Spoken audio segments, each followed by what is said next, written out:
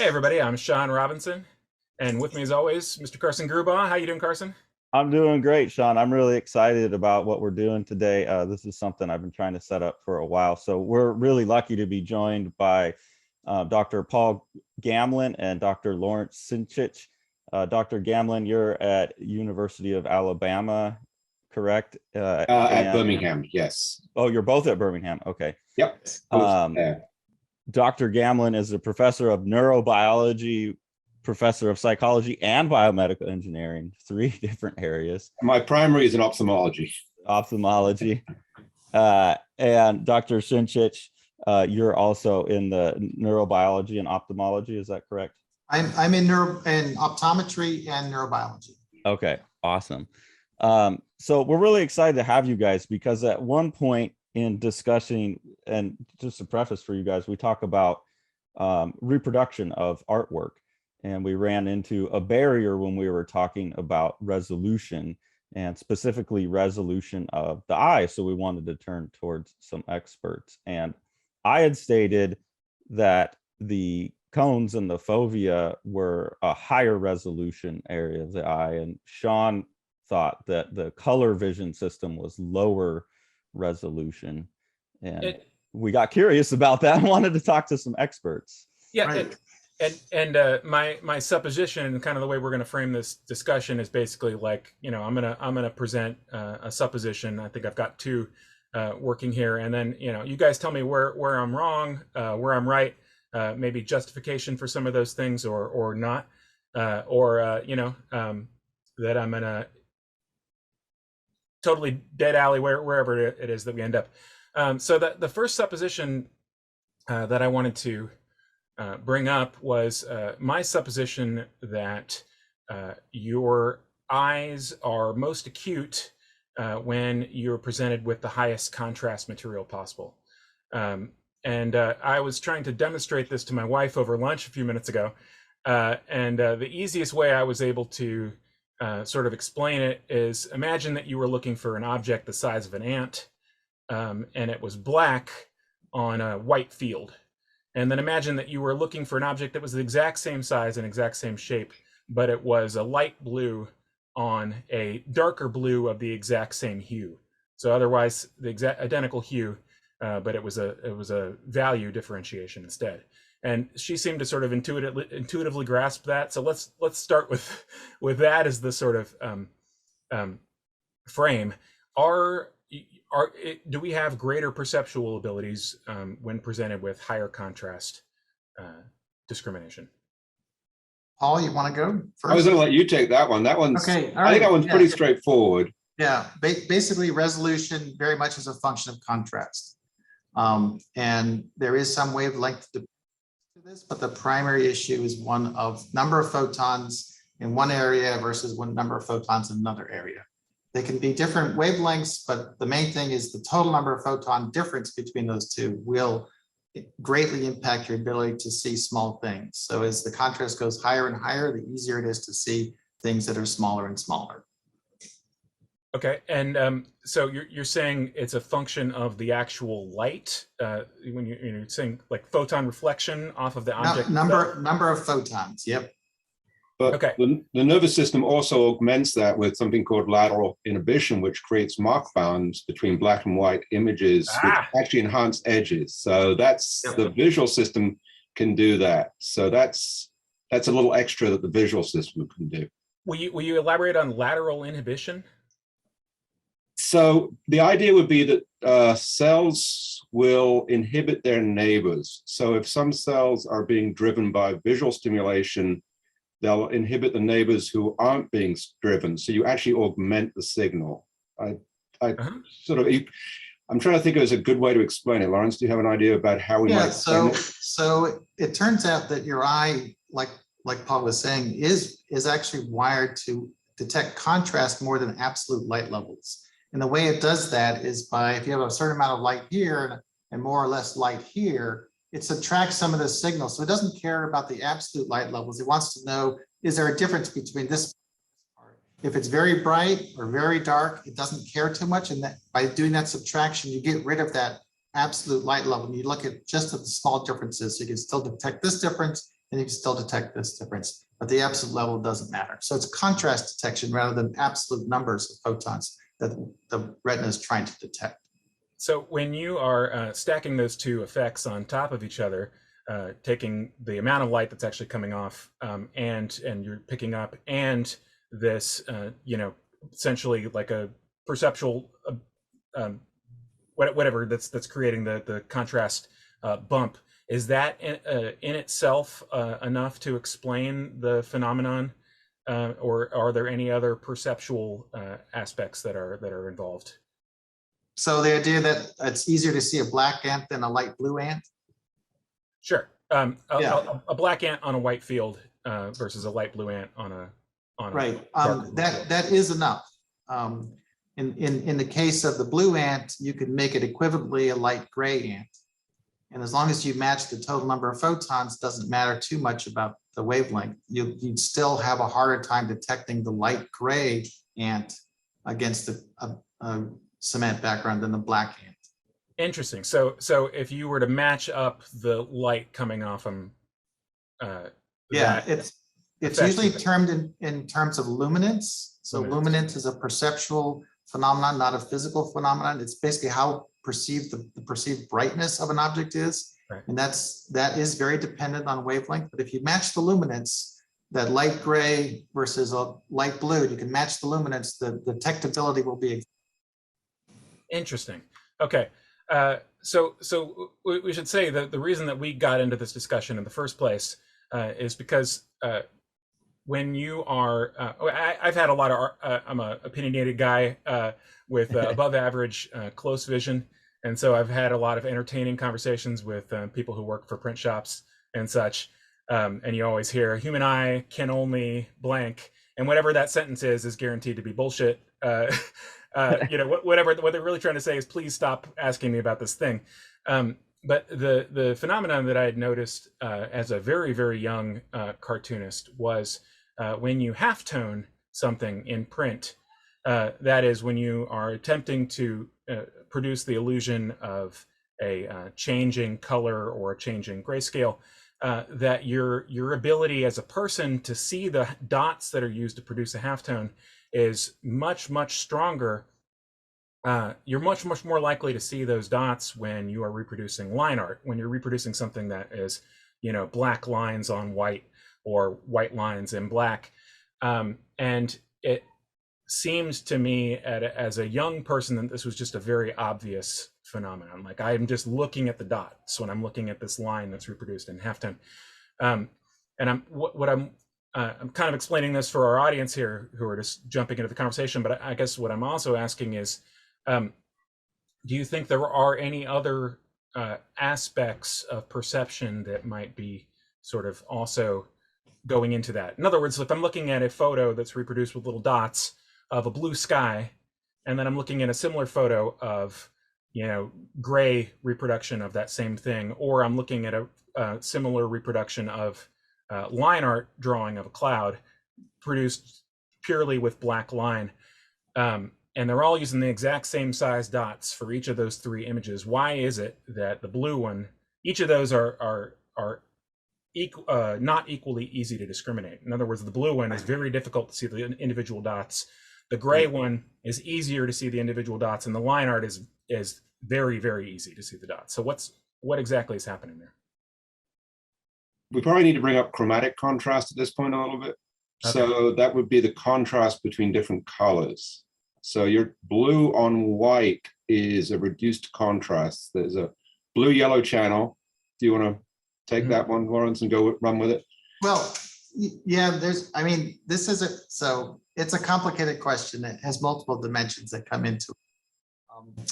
But you can, I think for the halftone issue, when you're talking about a blue ink on white paper, turns out our ability to detect blue against white is very relatively poor compared to other wavelengths. So there's actually a function that looks kind of like a W, and the reds and the blues are actually relatively hard to see as a difference from white.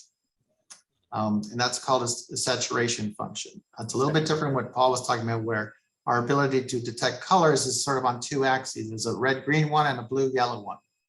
But the detectability at those ends does have a wavelength dependence that's partly determined by the nature of the different cone classes that we have in our eyes, and partly by the fact that the ability of the photoreceptors to absorb the wavelengths at the far ends of the spectrum is greatly diminished. Huh. So blue is definitely going to be harder to see, and same as for some reds. So I have a question then. Yes. When me and Sean first got into this, we got into it because I made this statement that the rods are basically value detectors. They don't see in color. They're just receiving value differentiation, lightness and darkness, and that they're lower resolution or lower acuity in my understanding. And the cones and the fovea has the color receptors split into the 3 RGB with the possible 4th for a tetrachrome, but that those are higher acuity. So my assumption was that were higher resolution, and Sean seemed to think that color was lower resolution, and that confused me because it's like, well, how are you going to have the higher acuity area of the eye with lower resolution? And then I saw this illusion here, the watercolor illusion, I guess it's called. Right. Yep. Which was supposedly proof that color is lower resolution, in that these areas here look to be filled in with like a faded yellow. And this, right. This was white, but if you get up close, it's just a strong yellow line around. So I was interested and curious, like, how is it that the higher acuity area of the eye would also be providing a potentially lower resolution image? Right. So I think there's a conflation of 3 things here. Okay. One is that the rod system and the cone system work at different absolute light levels. So rod system is called scotopic vision. It works only in very, very dim light, and it is truly colorblind. You can't do any wavelength discrimination when you're at very, very dim light levels. Once you get to bright enough, like everyday vision, like we've got, the rod system is saturated and it's not operating anymore at all. It's all cone vision when you've got enough. And for instance, if you look at a standard computer monitor, the amount of light coming out of a computer monitor for white is several orders of magnitude more than the rod system can handle. So the rod system is out of the picture in everyday vision. And so that's one thing to realize, is that the rod system, although the rods are very small, they're out of the picture in normal everyday vision. The other thing that makes them a lower resolution system is the rods actually they have a lot of convergence in the number of rod photoreceptors that go to cells, single cells in the retina that go to the brain. And so by that large spatial convergence, they perforce have lower spatial resolution. But you can only see that if you're in very dim environment. Basically, you have to have been dark adapted in absolute dark for about 30 minutes, and you have to be in a starlit sky. It takes a long time if you really want to test it. It takes a while to be able to get there. So real quick. If you were to numb your rod system in a normal light environment, you would not have any perceptual effect. Like right now, you were able. Right now, no. Nope. It's saturated right now. Okay. So how does the equiluminant illusion work then? Because my understanding of an equiluminant optical illusion is that the rods and the cones are giving conflicting information. No, it's the 3 cone classes that are competing. You've got 3 different kinds of cones: red, green, and blue. And it's those that are competing against each other that create those optical illusions. Oh, I thought it was the fact that your rods were sending, hey, this is all the same gray, and that the cones. Okay, interesting. I'll have to revise that. Yeah. Okay, so that was point 1 in my confusion. Okay. Yeah, sure. No well, if we had asked you guys on 3 months ago, we would have saved about 5 hours of us arguing. Through text, yeah. All right, but arguments are fun anyway. But high resolution, they're in the fovea. They are high resolution, the cones. So that's true. Yeah. But then why do you see these large aerial effects that appear to have color? And then there's color motion capture as well, where you can capture color and have it appear to move. Right. So I'm going to be the devil's advocate on that one a little bit. If we can. Yeah, the watercolor illusion is basically a filling in phenomenon. You can play with it quite a bit, but it generally involves your cortex. And there's a specific way to prove that it's not a retinal effect versus a cortical effect, where you present part of the stimuli in one eye and part of the stimuli in the other eye. And the only way the cortex can be involved is when you have to combine images from the two eyes. And that's a standard way of determining whether a visual illusion is happening at the retina or happening in the brain. And I don't know of anybody who's done the waterfall with what's called dichoptic stimuli, where you put part of it in one eye. I'd have to look around, but that's a filling in phenomenon. It's very much similar to the fact that we've got an optic nerve that leaves the back of the eye, and there's about a 5-degree circle of vision that is absolutely blind, but you don't notice it. You can actually test it, and you can actually, if you get a little practice, it's about 15 degrees in visual angle from your center of gaze. And if you it helps if you cover one eye, but if you can actually in a room full of people, if you put someone's head at 15 degrees away, that the head will disappear. I used to do that in lecture class because there was Right, someone who want to make your professor disappear, you just do that. You just look 15 degrees away and their head will disappear. Well, there was a classmate who would do like very irritating movements all the time, and I would shift them into my blind spot. Right, yeah. So blind spots are awesome for ignoring the world. Yeah. Right. One of the things that we run into when we have these kind of conversations is the fact that as visual artists, the two of us have a lot of perceptual acuity for things that are fairly novel to a sort of a civilian, So you guys, having dissected these things on an intellectual basis, do you have some of the same sort of perceptual things where, after you've studied something for a certain amount of time, you start to realize, as a quick, for instance, because you just talked about, bifocal vision, for instance, noticing the curve of your vision field, or noticing shifting movement depending on which eye is dominant to an object and things like that. Have you all had perceptual changes based on things that you've learned and had to sort of seen behind the veil a little bit? Paul. I'm going to go with, I know someone who's a neurologist, and he goes through art galleries looking for people with strabismus. So he basically notices all of these individuals, and you can go, actually, once you start noticing it, you'll see individuals whose eyes are misaligned in quite a few of the classic paintings. And once he started drawing my attention to it in Cleveland, I started noticing. So he sort of goes, you should really notice that stuff. And then, of course, some of the perspective is really kind of interesting to see how they generated some of that perspective. I don't know, some of the epiphanies, I don't know. I've seen some, I will often cross my eyes to change my vergence angle and change depth perception. And that's kind of a cool one to do. Right. Oh, the magic eye stuff. Yeah, those, but there's other ones you can do, but you can, so your perception of depth is based on partly on how your vergence angle is. So you can change your perception, you can mismatch things, change perceived depths, which is what I would work on more. I think probably I work on eye movements more than perceptual aspects of vision.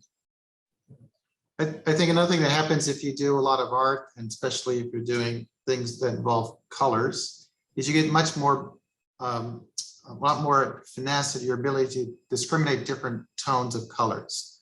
So there's a couple different color tests that when people are clinicians are trying to find people with color vision deficiencies.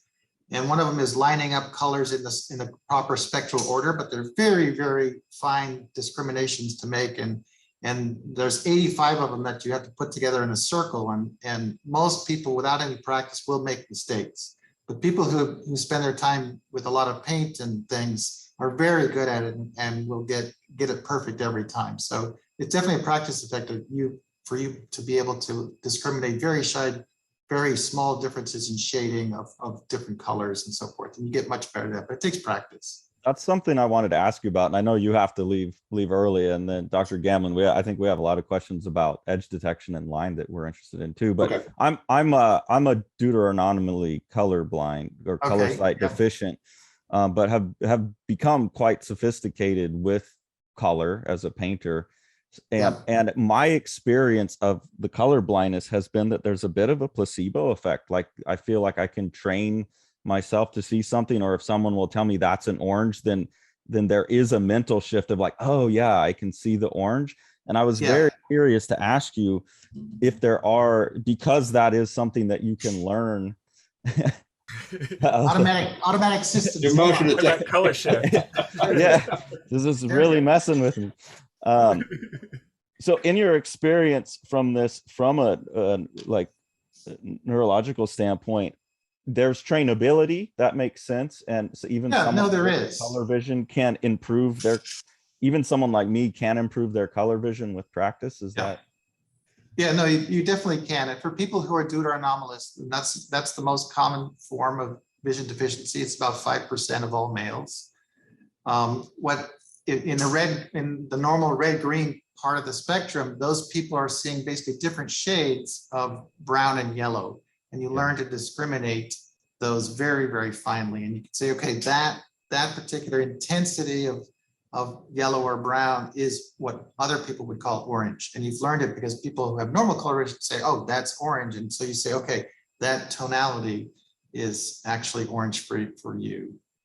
So you can definitely learn it and even mix your paints accordingly. You still, under certain circumstances, you will make absolute mistakes, but for sure. Day to day, but within the given environment you've come to learn, you can get away with it. That's the thing. Yeah, pretty good. I mean, every now and then I paint a fairly jaundiced person or something. Right. That's going to happen. Yeah.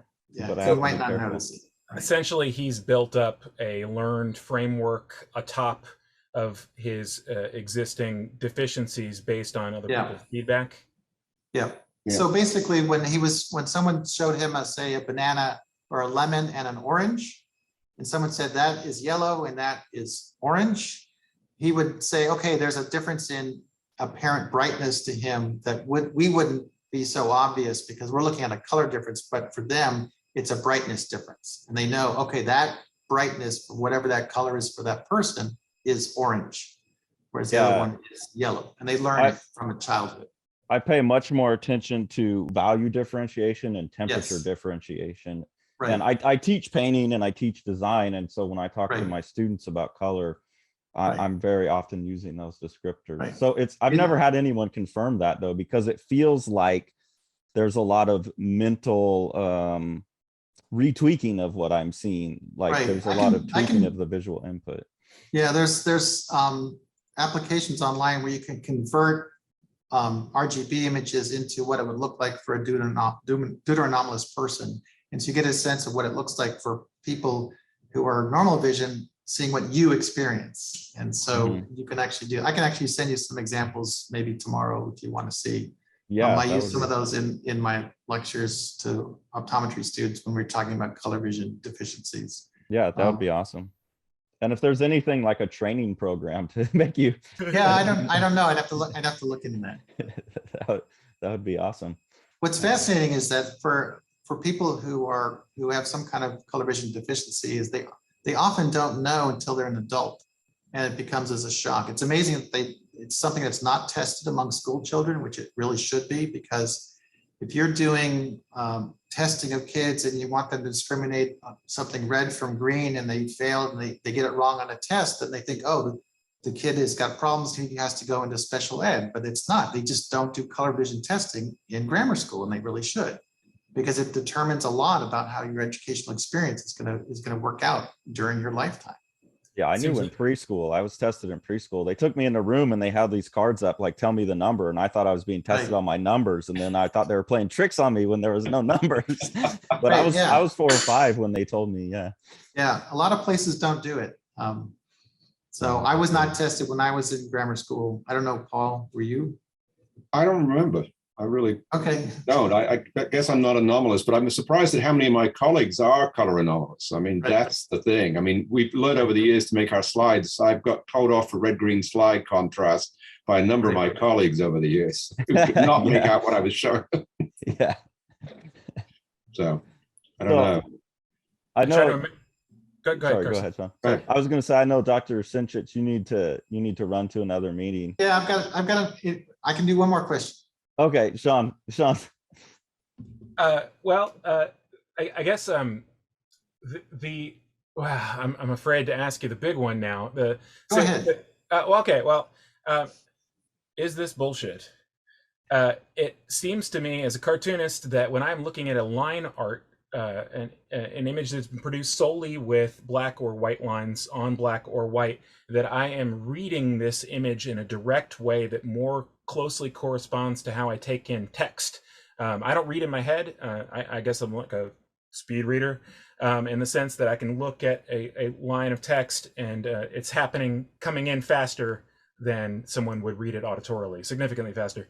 And similarly, when I'm looking at a drawing, I feel as though I'm communicating the entirety of the nuance of the figure and the expression and everything is being communicated to me in a quicker fashion than when I'm looking at something that is in color. Is this bullshit? Good question. So the speed is going to depend on contrast fundamentally. So things that are in color are fundamentally lower contrast than black and white. And so you can do all kinds of things with spinning tops to show that that's the case based on colored tops versus black and white one. But if you're looking at text, so imagine reading a text that the text is printed in a red ink or a green ink, you're going to read it a lot slower. Yeah, absolutely. Same thing, but that's mostly, if you make up for it in the luminance regime, they will actually be the same. And so that has been actually tested. I'd have to pull the papers for that, but if you can match the luminance contrast, then the wavelength won't matter. But that when normal printed art, that doesn't happen. So it's always the black and white be the highest contrast all the time. How would you match luminance on something printed in red? I mean, a red. You would have to print it in red and then print the other one in a gray, a dark gray. Yeah. Well, so we're back to contrast then. So yeah. Contrast is the fastest thing. Right. And is it just my physical response speed, or is the processing? It starts in your photoreceptors. The more different photon differences are being captured between neighboring cones, for instance, neighboring photoreceptors, the bigger the difference is, the faster the signal is going to go through your brain. Period. The response is always faster with more photons. And so when there's a gradient, then it's going to be slower because that is okay.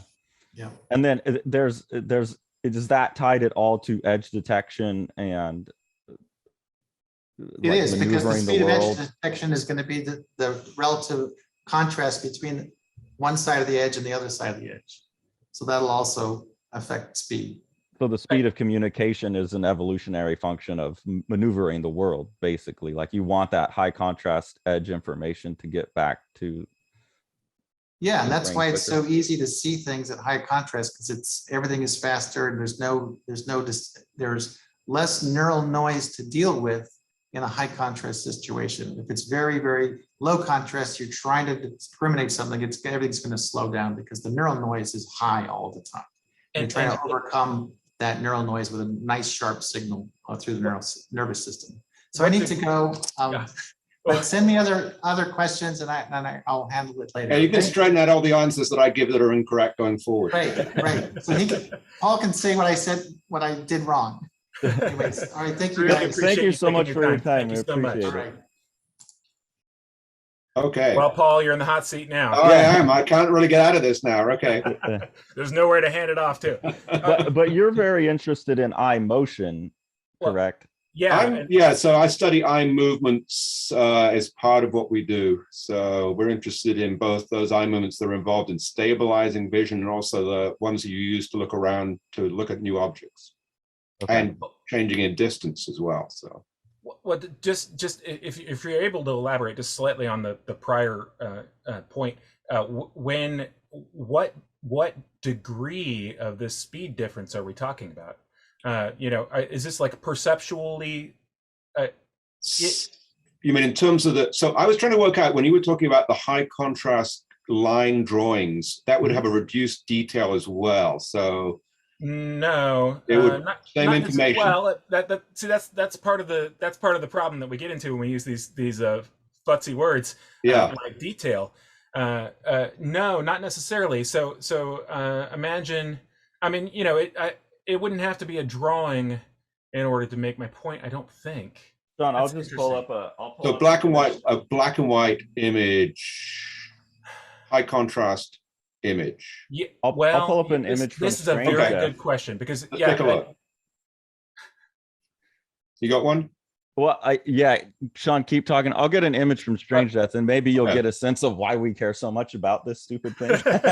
Yeah, I think though, based on the initial processing up to the cortex, it's probably about 20 to 30 milliseconds different. Oh, geez. Well, that's tremendous then. So that just based on the initial just based on process. that, yeah. Well, then that's virtually the entirety of what I'm talking about anyway. Yeah, it can be substantial.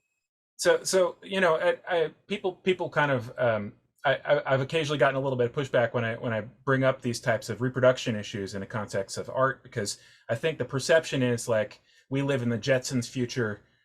Printers are perfect. Everything is perfect. You know, books are perfect. You just push a button and this thing comes out on the other end. Around 2000, I don't remember exactly when I first started noticing it. You know, when the digital print revolution came about, because of lowering costs, it pushed out a lot of the print professionals that were working prior to that time. And so you had a lot of people who had 30, 40, 50-year-old careers who retired rather than trying to go on making less money at the same job that they were doing. And a lot of the sort of basic things went out the door, and you started to see things like line art being half-toned. And to me, when I'm looking at something that is line art reproduced as line art, like I was saying earlier, you're reading the image in a certain kind of direct way that feels fundamentally different to me than when you were looking at a color image. And I guess what I got a little hung up on your question there, because when you were asking about the detail, because that's a very good question. I don't think so. I don't think that it doesn't. I'm not sure. We'd have to test it, I suppose. So it's basically a line art, a drawing with just black and white lines of something, which you can scan and you see it immediately. Okay, that's right. Okay, I see. Yeah. And right now we're not having that. We are not having that phenomenon right now when we're looking at the screen, because of course we are looking at a fundamentally different thing than if you were holding this object in your hand, reproduced as line art. Yeah. No, this is really high contrast. This is nice. Yeah, the contrast is good. And we care about this because I'm making extremely tiny lines like that one that are, I don't know, like 1/600th of an inch, and then asking Sean to shrink it, what, Sean, 60%, 40%, and get it to reproduce without looking like it's made out of dots. And that's how we've gotten ourselves into these conundrums. Yeah, and you know, you with modern processes, like modern print methods, you can do phenomenal levels of detail. I mean, we're like Cold War Soviet spy level, you know, in terms of reproducing something at a centimeter that you can then blow up afterwards and look at all of the, you know. But you have to be able to go through the steps in order to do that. And one of those steps is making something 100% contrast when you're delivering a file to a printer, that the printer is only getting just the on or the off for each of those pixels, and working in a much higher resolution pixel space than you would be were that image to be half-toned after the fact. You know, I always get the sort of crossed eyes when I'm first talking to somebody and I say, yeah, well, I submit 1-bit images to a printer at 2,400 pixels per inch. And they say, what are you talking about? You know, 2,400 pixels per inch. That's when the human eye line starts coming out, you know. But the thing is that if you are attempting to make every single one of those edges an actual edge in the resulting physical object that's printed, and you want to avoid all the noises that can come up from aliasing, where things are just small enough to not fit under the resolution of the system that you're doing and everything, then working at that high resolution space is essentially the only way to you know, get around that. And so, you know, you'll inevitably hear somebody say, well, you can see the difference. And the thing is if you've tested it and, you know, I give it this certain type of thing and this is the result, and, you know, I see a moire pattern if we do it this way, and even if it's, I mean, I'm not. Yeah. Well, I mean, the other thing is you got to realize you can get hyperacuity beyond what the cones might predict as well. Stereopsis, for example, depth perception can be at resolutions that are more precise than the cone spacing would predict. So you actually get a hyper acuity. And that's for some of the aliasing aspects. You can see aliasing that is really very, very subtle. I mean, it's amazing how sensitive you are to aliasing. Yeah. How does that develop? Very unfortunate. The idea would be that the visual system, if you think of the cones as having a sensitivity that peaks in the spatial domain, but then it rolls off a little bit. So they're like think of them as two little peaks of sensitivity, an individual cone. Then the two cones can actually detect, you can sort of see a difference that's less than the difference between the spacing of the two cones. Oh, because so you can actually get down to a hyper acuity that's probably close to, I think it's almost 1/10 of the cone spacing in some cases with some individuals. And now, different individuals vary in their hyper acuity abilities. And that's the brain training itself. That's the brain. Yeah, that's the brain interpolating the signals. Okay. Like if you're trying to thread a needle through an opening, that can be really seconds of arc on the retina in terms of depth differences. Right. And those are hyper acuity functions. Well, and Carson and I have talked about before, like, how did I get this maniacal vision? I mean, I don't think it's a physical phenomenon. The fact that the two of us have spent, decades of our lives drawing with brushes that have a single, Kolinsky sable hair at the end of the brush, and the tip of the brush is literally made up of one hair or whatever. I mean, is that part of that? That would probably be part. I mean, you also have to precisely position that in depth on your piece of paper. So you are seeing that to a precision that's probably very, very good. But people vary a lot in terms of depth judgments. That's one of the ones that people will vary up to a factor. Even just normal individuals can vary by a factor of 10. So one individual may not see. So you may have a difference in depth, a very subtle difference in depth that other people just can't see.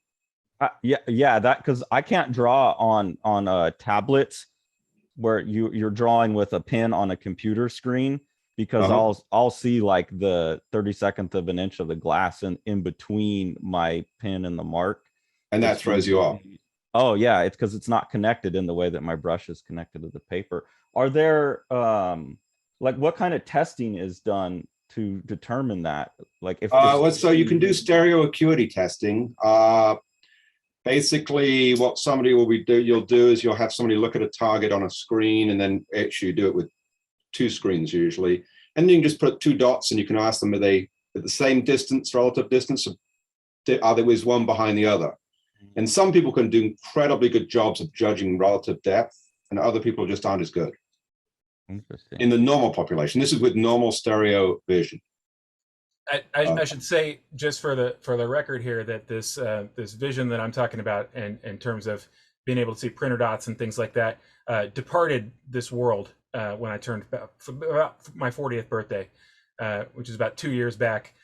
So I'm working on memory here as far as that particular aspect of it. Well, part of that's probably just presbyopia coming in a little bit, because of course your lens no longer focuses quite as precisely anymore. As you get older, once you hit 40, you're getting a little. So you don't need glasses yet. Are you reading? You do need glasses to. I haven't had a vision test in a while, so I'm not sure. But the perceptual thing is, I would say, probably interferes with my ability to. Yeah, well, it's as you get 40, the lenses you can't change your focus quite the same range as you did when you were younger. Right. And those interact actually with your other eye movements. So just everything starts getting a little off. So that may be affecting it. So something else, just slightly further afield from that, I wanted to ask you about a perceptual thing that I have noticed that I seem to be, I met somebody who seems to be hyper acute in that area, and that's movement detection. And my father-in-law, who has very poor vision, I would say overall, he's 74 years old or whatever. Right. We'd be walking around somewhere, and he'd be like, "Oh, well, like the hawk over there." And I look over in the sky. I'm looking the exact same direction as he is, and he's seeing this teeny tiny little object moving across the sky. He doesn't appear to be, fixated on the sky or something like that. He just seems to be hyper aware. Hyper sensitive to motion. Yeah, and is that another separate? That's a really good question. So. I think everybody has variations in that. There's actually, even within the normal population, It turns out that there are individuals who have small areas of the visual field where they can't even see things moving in and out. Just normal, everything else is fine, but they just can't see things moving in depth in certain parts of the visual field. I don't know about sensitivity to motion in, say, like a hawk or something like that. But again, I think there's going to be variations in that just between individuals, just in this motion processing. It may be training. It may just be something that the visual system set up that way. But so again, that's, I mean, when you start testing people's vision for their motion sensitivity, either what we would say is frontal parallel, which is this way, or in depth, different parts of the visual field vary. And then they've done that with for people driving with driving simulators, and they find that some individuals are really good at seeing peripheral objects showing up in their periphery, and as you get older, that tends to shrink down, and sensitivity to things moving in the periphery goes down, and you can't distinguish cars from trucks and stuff like that. So so it may be an age thing. 74, he's obviously doing pretty well that way.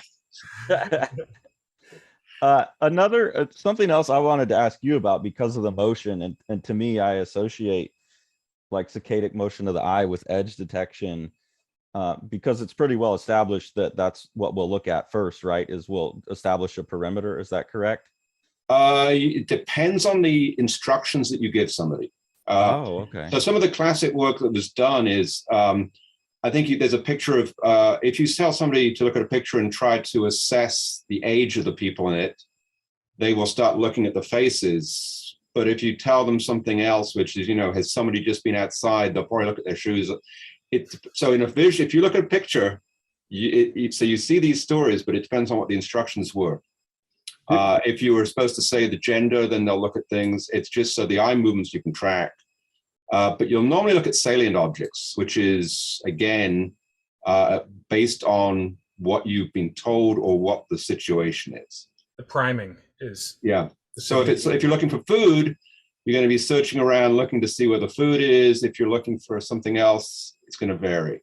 But it's usually going to be salience as well, based on the instruction set. Is there a sense of like just basic navigation? Like I'm just cruising around. I'm not looking for food. I'm not looking to mate. Yeah, like you're going to look at things you might trip over, things that might hit you in the head as you're walking along tree branches. So you're going to be trying to scan for the areas, trip hazards, trees, things like that. So, and then cars, hopefully. And the reason I'm asking this is because I don't know if it's a concern anymore, but at some point in the art world, there was a heavy debate about which is primary, like area and color or perimeter. And then that would translate in arts into line. And in my mind, it seems like evolutionarily, the edge detection, the high contrast edge detection, movement, and that stuff has to be evolutionarily primary. So I'm curious to hear just more about the relationship between those concepts. So there's, in terms of our visual system, we have a conscious control of our eye movements, that we look at things, objects of interest. We also have subcortical systems that are evolutionary conserved, that can be attracted by sounds or visual things in the periphery, which will cause us to shift our heads and eyes quickly. That's an area that actually doesn't even involve conscious vision. You unconsciously shift yourself to those. If you hear a noise over your shoulder, or something goes off in the periphery. And is that primary auditory stimulation? It would be auditory, somatosensory, and it's an area that's actually not in the cortex. It's seen in all animals through frogs. So frogs, it's been there in all vertebrates. And so we have that system, and it allows us to very rapidly orient to things that are potential threats or of interest, from noises, lights. And you probably have noticed it. You'll orient to something without even knowing that it was there, and then you'll start consciously analyzing it. So then within the conscious analysis, you'll normally scan based, as I said, on instruction set, what's relevant at that point in time. So if you think if you're in a situation where there may be potential threats, you're probably going to be doing a very different scan pattern than one if you're at a cocktail party looking for the most attractive person there. I mean, yeah, you were talking about the scanning, about how conscious we are about how we can look at something, and I was just like, I don't know. I think about all the peripheral stimulation that's out there in the world, and there are times when you're just struggling to, you know, keep your gaze on the shopping cart or whatever. Yeah, absolutely. But I mean, I think that what I always find interesting in cartoons is how you can simulate motion just by the drawing itself. That's what I find pretty fascinating. Just by the artwork can simulate motion of an object really clearly. Well, and I wonder, is that in relationship to being able to make the eye move with the line? Because I'll do a lot of exercises with my students where I want them to get past all of their conscious conception of something and literally hand-eye coordinate the saccadic motion of their, well, not the little saccades, but my eye moves up and to the right, my hand moves up and to the right. And so I'll put a dot on the screen and just have them follow that. And then when you take it away, it's, well, if you follow the dot, you drew a dolphin. And if you look down, most of them will have drawn a dolphin. And so I wonder, is there some evidence of like a reverse? So their hand is following where their eye is going, pretty much. Yeah, like it just follow the dot on the screen with your hand, and they can draw anything when you take that mental idea of a dolphin, and then you take you tell them to draw a dolphin, they'll draw a cartoon of a dolphin. You just follow a dot, it will be realistic. So is there some reverse there, like you're talking about motion and cartooning, certain type of motion to line, the eye would follow it? Actually, I just saw something today, which is as you're walking along, there's these line, basically this, what's called a flow field. There's optic flow. As you move through the world, there's all the images of the world move on your retinas. Yeah. And depending on where you're heading, there's a focus of expansion right there at that location. So they all originate from one point in space, which is where you're heading for. But your eyes could go somewhere else. Yeah. But apparently your eyes are drawn to that heading direction. So wherever you're heading, your eyes will tend to move towards that direction when you're moving. So that's sort of one of the things. Now, whether your eyes are drawn to, I assume for most things, it's going to be your eyes will be drawn to your hands if you're doing something which requires eye-hand coordination. So that's going to be pretty much a given, I think, if that's the instruction. I've seen that thing you're talking about where the world's coming at you. Yeah. If you focus on that for a long time and then stop, the world sucks away. Like I've been on a hike and I've looked up at the sky and the sky goes, and it's, or if you've been driving too long. Yeah, no, that's basically what you've done is you've adapted out the cells that are sensitive to this flow.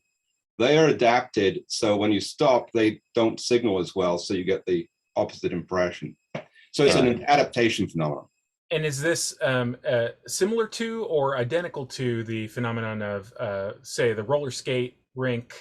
You know, you go home and you're still skating, or that one. laying on a raft, and you bob back and forth on the raft, and then when you stop and you're on ground again, you feel as though that motion. Yeah, that would probably be more vestibular, I think. Although I think that yeah. So is it an optokinetic or is it optic flow that's also there?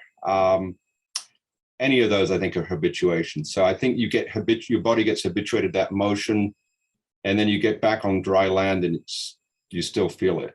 So it could either be, so both the optic flow systems and the vestibular systems work together. So that's what you're stimulating both of those in those cases. I think IMAX theaters use that a lot. I don't know if you go to an IMAX theater and they show you going off a visual cliff, you get that sensation of falling. Right. Yeah. So that actually feeds right into the vestibular sensations, and you actually get so those visual stimuli will actually make you think you're getting a vestibular stimulation. So. Presumably because those two systems are used to working in tandem. And they are. Yeah, if you ever go to, I don't know if it's Universal Studios, there's the Simpsons ride, where they put you in what looks like a big elevator, and then they move you, and they do a lot of simulation, and you really feel like you're on a real ride, and it's not. It's all done with little jerks of vestibular and then optokinetic stimulus, visual field stuff. I experienced that in a virtual reality headset without the moving chairs. It's just something. Oh, virtual reality is amazing. Yeah, it was wild. Yeah, somebody had me put one of those on recently and walk a plank on a multi-story building. I don't know if you've done that simulation yet. It is a and then you walk off the plank, and then you simulate the fall. And then you hit the ground, simulated hit the ground, and you feel your knees go down and everything. It's wild. That sounds that terrible. that's a fun. That sounds awful. It was horrible. So I guess I feel like we're just firing away here, but you know, part of it is, I mean, it's just you're so incredibly knowledgeable and patient with our you know, ignorance, and I do appreciate that. I think you probably know more than I do about a lot of this stuff, so I'm not worried. Well, that one thing I really wanted to highlight and thank you for is, man, there has been centuries of discussion about painting and drawing that centered on these invisible esoteric concepts of construction, and that somehow there's these invisible construction lines, and you put things in a certain configuration, and something magical is going to happen. And my goodness, your field just took a lawnmower and just rode over all those books and just chopped them up into bits and consigned them into the dustbin, as far as I'm concerned. Which, you know, it's an amazing amount of accumulation of just nonsense for centuries and centuries, until we could actually study the movement of the eye, and it's clear that none of it had any validity whatsoever. So have you been asked by, you know, people like painters or people who in the, you know, field, like? Not us, no, but I know some of my colleagues have looked at it pretty seriously. So there are some individuals who, I know 2 or 3 colleagues who have actually taken their interest in the visual system and really used it to interpret some of the art that they see. So kind of interesting. Some of them are more interesting than others, but. Carson, you're talking about something like the golden ratio and exactly. lawnmowering that. Has that stuff been dropped from that type of instruction, Carson? I mean, do people still talk about, like, you know, leading the eye? I mean, it's weird because there are certain things that were sort of saws of design studios and such that really are true. You know, things about dominance of an object based on size or based on color contrast or whatever. You know, you can lead an eye through different ways, but basically all of the sort of painting. I mean, not to drag your colleagues through the mud, Carson, but basically all of the received wisdom about composition and painting was just, I mean, put to lie by the first few eye studies. It seems to me. I don't know. I would ask Paul, though. This is my sense of it. Is when people look at, first off, it's what you instruct them to look at that will determine the saccadic motions. But I think also I don't know that it's fair. I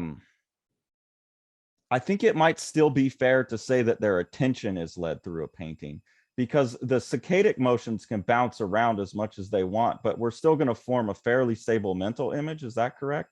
I think that, so I think one is, if you go in with no preconceived ideas, you still will have certain things which will draw your attention, salience. And we know what is more salient based on either color or contrast or motion. So that's if you're going in unbiased. And then, of course, you were talking about stability of the image with eye movements, or so that's just the fact that, like, we used to say, well, we come from a Western tradition, so the eye's going to move left to right through the painting. So you're going to want to design in a way that moves the viewer's eye from left to right and then move them around. And when you do saccadic eye studies, it's like, well, they look at the middle and then bounce around, is like how most people look at a painting. But I don't find that completely convincing, because we also know that you don't see the saccadic motions, you form a stable image of the painting. And so I still think it might be fair to say that someone mentally, their attention navigates that stable image from left to right because of their pre-bias in their, you know, Western reading or something. Well, I think, and certainly there's no question that your attention can shift somewhat independently of where your eye is looking. So that's pretty clear, although your eyes will probably follow on after that. So where the eye is looking is not always exactly where you're attending. That's one. And then obviously building up the stable repertoire of that image, despite your eyes moving all over the place, is remarkable. So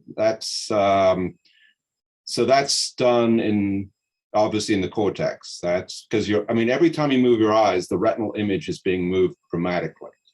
And then, of course, between the eye movements, you have saccadic suppression because you don't want to see all that blurring that's happening each time you move your eyes.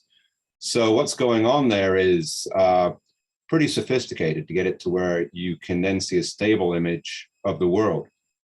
And we know from people with neurological damage that you don't just take that for granted. I mean, individuals with damage to the parietal cortex will not see necessarily a stable image, or will actually not see part of the image. I mean, it's quite dramatic how it's put together. So how many times does an eye saccade, like if it's not like I'm not like about 3 to 4 times a second. Okay, so pretty quick. Yeah, and then of course, if you're reading, it will be much more organized as you go along a line of text. But we make eye movements in the range of quite a few every second. Yeah. And as far as you're aware, has anyone ever studied comics specifically in terms of eye tracking and such? Not that I know of, no. I would be and then if anyone's interested in seeing their eyes move, you can look in a mirror. You'll never see your saccadic eye movements, your own saccadic eye movements in a mirror, because of saccadic suppression. Just out of interest, if anybody wants to try it, you can look in a mirror and you'll never see your. And your brain will just edit that out. You edit every time your eye moves. It's blanking out, so you never you cannot see your eyes move in a mirror. You can see other people's eyes move, but not your own. And for people who don't know exactly what we're talking about, if I'm correct, your fovea, if I hold my thumb out, the thumbnail's about as much as my fovea covers, correct? Yeah, in my visual field. Yeah, it's about, the fovea would be about twice the size of the moon, or about the size of the moon, or something like that, up there, something like that. So and if the rods aren't functioning in this light, then at any given instance, that little bit of my visual field is all. Fortunately, there's cones throughout. So there's cones. Okay. The cones are highest in the fovea, but there's cones. Okay. But yeah, there is a region of really high acuity, which is your fovea, and as primates, we try to direct that to the objects of interest, and then we obviously converge and diverge our eyes to look at things that are nearer and further away. So. And then the brain is editing all those little pieces together to. The brain is, yeah. So basically, the brain is editing all these little, as you move your eyes left and right and up and down. There's periods of a few hundred milliseconds where it's stable, then it moves, then it moves, then it moves. But you have what is called spatial constancy. All of those little snapshots are put together into the greater world. It doesn't move when you move your eyes. Yeah. If this is too far afield, please let me know. But I have always supposed, at least for about 10 years now, that your ability to perceive something in your imagination, like perceive a figure from memory or something along those lines, is tied somehow to your kinetic body map and your sense of like ready kinetic motion in your body. And the reason I'm suppose that is because watching myself draw or watching somebody else draw, you'll see if somebody's imagining a certain facial expression, they oftentimes make that expression themselves. Or if I'm imagining an action without being able to observe the action, I'm still able to draw it, and I feel myself sort of engaging in that particular action. I don't remember exactly what it's called, but I'm not actually engaging in the action. I'm mentally engaging in the action. Is this bullshit? This is just what I'm going to say. But no, actually, so there are cells in the brain called mirror neurons. I don't know if you've heard of mirror neurons. So they will actually be active if you see somebody doing the movement that you would be imagining yourself doing. Right. And so, you can basically, so I think given that you have those mirror neurons, which are basically imitating or anticipating what you would see another individual doing, right, then I think you can internalize what you're about to do. So yeah, you might grimace without even knowing it, or you can definitely. And we know that as parts of the brain, if you tell somebody to make an imaginary movement, so just imagine that you're moving your hands somewhere, but don't move it. Right. There's definitely areas of premotor areas that light up. I mean, there's no question that you can get all that planning of movement without actually getting movement. So I suspect you can, do all of those things. Very interesting. So, I mean, in terms of internal representations, we just don't know. I mean, everything we're doing is based on an internal representation of the world, because the visual system's so slow. We actually generate a prediction of where things will be in the future. We're about 100 milliseconds behind all the time. So the fact that you even catch a ball requires that you anticipate where things will be in the future. Right. So So it's kind of what we do is we construct something that we think is real time, and we do actually generate a real time impression of what the world's going to be like, even though we have this visual system that lags by 100 milliseconds. And can you predict some of that with the eye? Because I know you study eye motions a lot. Like what are you looking for when you're studying the eye motions? Oh, we're interested in the parts of the brain that analyze the visual motion and then allow you to control them in a way that is appropriate. So yeah, we know that the visual system comes in with this latency, but when you're tracking objects with your eyes, you track it with zero error, like a smooth pursuit. Your eyes, you actually keep your fovea on it. If you did that based on the visual image, you'd always be lagging behind it. So it turns out we talk about these internal representations that we generate of where the target is in space. And we track that internal representation. We're not actually tracking the target itself. And so, yeah. I would be very curious to know if, for instance, the gentleman we interviewed last week, Ken Matroni, is a fantastic animator who's had a storied career of 30 or 40 years. We were talking to him about this, and he avowed that he is perceiving something inside his mind's eye prior to making a single mark on the paper. That he's perceiving this prior to doing it. So do you think that if you were to, are you able to, the function that you were just talking about, would you be able to look at it, the degree that someone has that? Like, that's a good question. I think it's, I don't know how we'd look at it. That's, I think the only way you'd look at it is when things in the real world don't match up with what your prediction is. So for example, if we're tracking an object and then it moves off in a different direction, then you can see how people were doing it. So I don't know how we test his internal. So he actually can see the object before he even draws it, and its motion and everything else. We were discussing is that he could take something that he has designed or has drawn before and imagine it in a full rotation. So he could be looking down on it on the scene and then perceive a full rotation of that object. I guess what I'm imagining is it seems as though it's connecting up to this perceptual prediction of the physical world. Maybe it doesn't at all, but yeah, that would be a spatial. I think that's the spatial rather than the motion prediction. I think there's a spatial one which we can manipulate objects in our mind's eye. Yeah, so we can take an object and then manipulate it. And I'm trying to think, somebody was telling me, so we can take, take 3 serial sections through something and then make a 3D representation and then rotate it in our mind's eye and things like that. Which is easier to do on a computer now, I think. But before computers, now people could do it. Some people are much better at it than others. Well, that's what I'm wondering is if you were to look at it from a brain analysis, if you're able to do a brain analysis of that and just see like what's the size of the area that's being lit up by that activity. Yeah, no one's done that I know of. And you would separate, because you separated spatial from motion, but to me, the idea of rotating something 3-dimensionally to spatial. Yeah, I think I did it because I was just sort of thinking. See, I sort of have an idea of how we can control our eyes to predict where something will be. How we do this spatial visualization in 3 dimensions with virtual rotations internally, I don't know. Okay. That's we just don't understand our brains well enough yet. That's the thing. We're still at the really walking stage when it comes to understanding how brains work. Well, Yeah, that's why I found it interesting that you separated just the pure, because when you're talking about motion, you're talking about Yeah, I can tracking sort of tell something. you, I know roughly how it's relatively straightforward circuitry with the cerebellum and various parts of the brain involved in that. That's pretty easy to think about how you do that in the brain.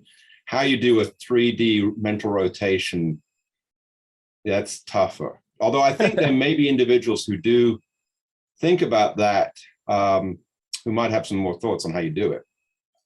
I think that it seems like a crude, blood level activity test might get at the degree or that somebody is able to, or at least how hard they're working at trying to do that. Like, it seems like that would be a fairly simple study to design for something like that. Yeah, sorry, go ahead. I was going to say there are supposed to be some gender differences in the ability to do the spatial aspects, but I think I'll avoid this. Yeah, well, for all our sake, please. We don't want to get into that. Yeah, I'm going to avoid saying anything about it. Well, are you telling me that scientists don't believe in sex differences anymore? Yeah, I'm not going to put you on the record of that. Yeah. Well, I mean, I'm just blown away by your knowledge, Paul, and your willingness to get down in the mud with us on these topics. We're going to send you a copy of The Strange Death of Alex Raymond, our first book that we put out, so you can see some of the kind of out there examples of line art in the wild, what it looks like when you're reproducing the tiniest lines you can possibly do, in a small format book. And I'd be curious to hear, if you have any visual response to it. But I hope that you will answer me one question totally straight. Should you halftone line art? Should I have which? Should you halftone line art? Oh. I don't believe you should, but I don't know. I think it depends on how the resolution of the halftoning is. At some point, will halftoning become lines? Yeah, well, that's a good question. Yeah. You can do different types of arrays, and that's one of the things that I've experimented with, is getting the printer to allow stochastic screening instead of a predicted array. And to me, that eliminates a lot of the sort of finer aliasing problems. Maybe you should just do it with a pen plotter. That's Go back to the old-fashioned pen plotter systems, because that actually did draw physical lines. It's kind of interesting, those things. But you are always going to have some sort of aliasing irrespective of the resolution of your print system, I assume, right? Or at some point. Well, but and that's the whole idea behind not halftoning, is that if your output system is a high enough resolution, that you're basically limited at a certain point by the smoothness of the substrate. So, for instance, where I got that 2,400 pixels per inch number, that is the resolution that the plate setter at the printer actually operates at. And so when they are making their physical plates, that is the resolution that they've determined is the highest that they need to go in order to print on the substrate they do. But what you find is there are actually specialty printers that specialize in printing on, plastic, like credit cards or things like that will actually sometimes operate at double that resolution, because they're getting into these micro, Wow. I forgot what they're called, but basically like security systems and things like that. Yeah. Where they're printing at a micro, beyond human perception level. Nano, yeah. Where something should be read after the fact to confirm whether or not it's a, is that how they do the holograms on our credit cards or not? Yeah, that's another set of things. But yeah, no, those are mostly done for not with holograms and things like that, but for micro print. You're not supposed to notice it, so they'll do like a light blue ink. That has very small digits, and they'll keep numbers like the line pair style, so that you can get down to the lowest resolution possible, where they're evenly spaced line pairs, and they'll print some kind of you know, small text that can be, in the event of something being, you know, duplicated, they could check it against it, like check the numbers or whatever. But anyway, that's a specialty thing. What they've sort of basically run up to right now is 2,400 pixels per inch. You get to the point where, you know, you can do a halftone screen where each one of those dots is so microscopic. And, you know, granted, if you're going to try to represent dots that are smaller than that, it's still going to be impossible, and you're going to still have to do some stage of anti-aliasing in order to, you know, not have some type of unintentional pattern that's leaking into the visible spectrum again. But I'm pretty satisfied with 2,400 pixels per inch. And I think if I pushed for something else, people would. I like Paul's idea of just getting a machine that remakes all the pen marks, though. I think that's the way to go. You've solved our problem. A machine that can do it. You can just redraw. One of those old HP pen plotters. That's what you need. Yeah, that's a fantastic idea. We need to pick up the pen, draw it, and then. Yeah, I think that's 25 years out of date, I think now. So. No, but it's a wonderful idea to get it to recreate the actual motion of the analog line instead of digitizing it all. That's awesome. Well, we appreciate your time so much. I enjoyed it. We should chat again sometime. We would love to. Yeah, we'll wait a couple months till questions. we'll wait till we build up another pile here. I mean, I feel like you guys just blew through. You know, we've been doing this channel for you know, basically since almost a year. Yeah, since June or something. And you just blew through basically everything that we've been arguing about for oh well, an hour. There were a couple of things we didn't touch on, so we can talk about those. In Yeah. terms of the original ant question you had, it turns out that if it was moving, you'd be much more sensitive to lower contrast than if it wasn't moving. But we can talk about. Well, if you're willing to go into that, I'm willing to hear it.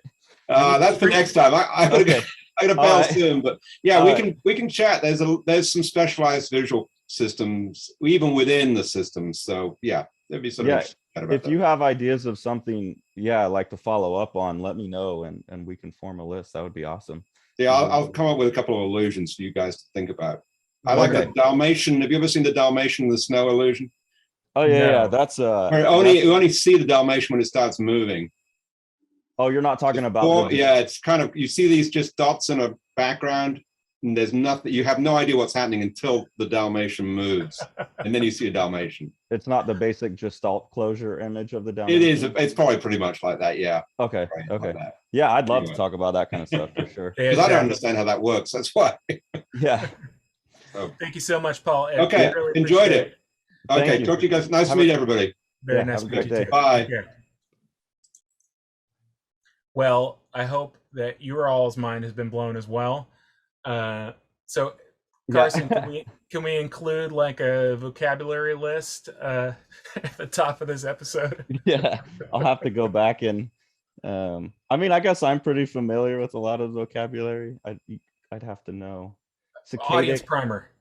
Yeah, I don't know, but we need that was cool. That was what I was looking for. And they actually destroyed two things. One is I now need to figure out what the equiluminance effect actually is. I got to follow up on that because I thought it was a dissonance between the value and color information.